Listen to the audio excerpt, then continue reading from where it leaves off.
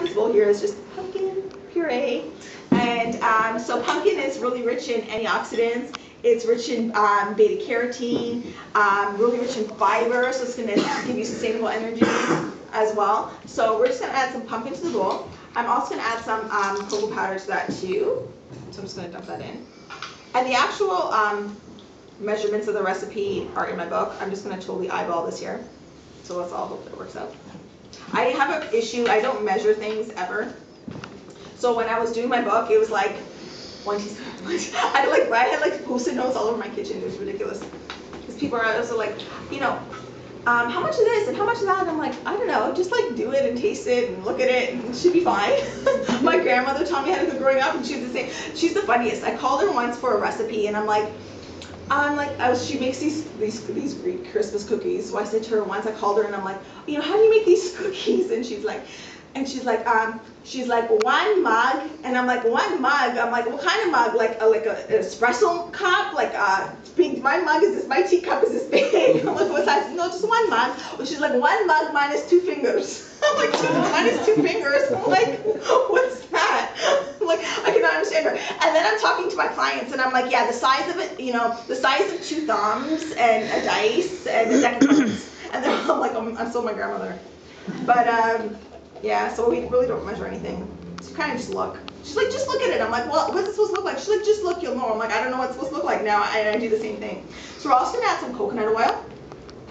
Now, coconut oil is a medium chain fatty acid. So it actually is great for energy. It's great for fuel. It actually gets absorbed in your small intestine and is made immediately available for energy. So your body actually burns it off right away. It doesn't actually have to get digested. It doesn't have to go through your liver. It doesn't have to do all that kind of stuff. It actually gets absorbed right away, and it's immediately available for energy. So it's a great instant source of fuel.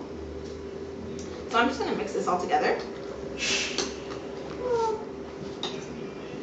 And you want to make sure that the coconut oil is liquid, so you want to make sure you heat it up.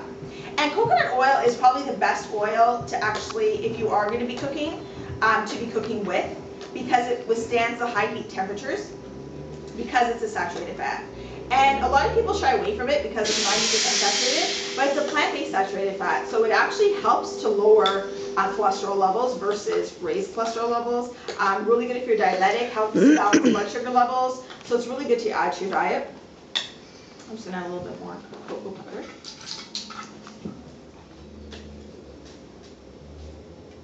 So far we just have cocoa powder, we have our coconut oil, and we have our pumpkin.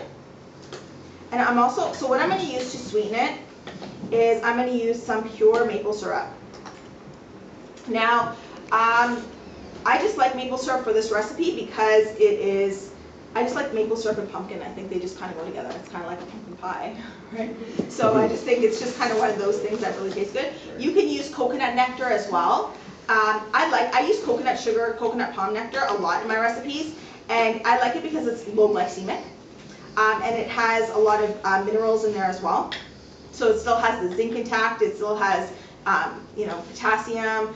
And it's actually sustainable. They basically take the coconut palm leaf, and it's kind of like a maple syrup where they just take the sap out of it. So they take the coconut palm leaf and they just cut a little slit and they collect the syrup, and that's coconut palm syrup or coconut palm nectar. And then they'll just dry it out, and you can actually get the liquid form, or you can actually dry it out into little granules. And it tastes like, has anyone tried coconut sugar before? It tastes like the top of a creme brulee. Like it has like almost like that burnt caramel taste. So delicious, so good. I'm just going to add a little bit more coconut oil in here just to make it blend better. And there's something about coconut and chocolate that just tastes so good together. Really, really good. And then I'm just going to add a little bit of vanilla.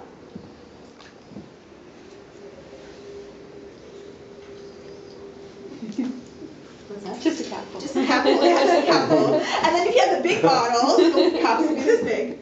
Yeah, I don't really measure. Let's just hope it all tastes good. And then, it really does. If you follow the recipe, actually, figure that out. And we're going to add a little bit of cinnamon. Now, cinnamon's great, especially because we add maple syrup to it, which is higher glycemic. Cinnamon's really good to round out, balance your blood sugar levels. Actually, a study showed that those with type 2 diabetes those who took half a teaspoon of cinnamon a day lowered their blood sugar levels by 20%.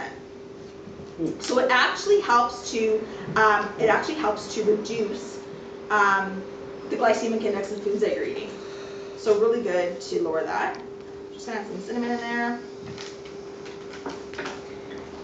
Just make it better on your pancreas. And just mix it all up.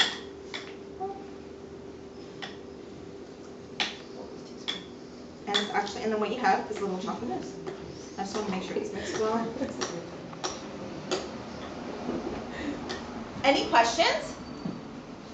That's how we do this. So with the coconut oil, you can just heat it and then it'll just go back to being solid. It'll go back to solid. Matter. No, because yeah, that's why it's so great, because it actually and you can heat it, melt it, and because yeah, it's nice to put it in the microwave, and I'm like, I don't want to put the whole thing in the microwave because then yeah, it's I fine. only need a little bit. Yeah, you can. I normally can just take out what you need, but it's totally fine because it's a saturated fat. That's why it doesn't change. The molecular structure of it doesn't change with heat. It has a really, really high smoking point, so it's the healthiest to actually heat with. So but it's really good. So there you go, you got a little chocolate mousse. And what's good about this too, this mousse, is it actually, because we just did it here with this little liquid, so you just got a little chocolate mousse. So what's good about it too is because there's the coconut oil in there, when you actually refrigerate it, so if you refrigerate it and have it later on in the day or the next day, the coconut oil will kind of solidify in here, so it becomes more moussey, like an airy mousse. So you get your spoon and it actually like scoops out like a mousse. Or if you put it, once I was doing this and I was traveling, so I actually made it in my hotel room, and I actually used the blow dryer to heat up my, it's so easy, you can do it anywhere, all you need is a spoon and a bowl, and I was using a blow dryer to heat up my, I was like, how am I going to heat up this coconut oil? And I realized there's a multi-purpose use for a blow dryer, and so I actually heated my coconut oil, and so I made it, and I put it in the fridge, but I guess I had it so cold that it was like freezer temperature. But I was like, oh, damn, it's like frozen. But it actually didn't even freeze completely. And it was like ice cream. I'm like, this is so good. I found a new way of using this. But you can actually freeze it. Like you can put it in little put into molds, and you have like a fudgesicle, you know what I mean? So it's really good. So we're going to get you guys to sample this. So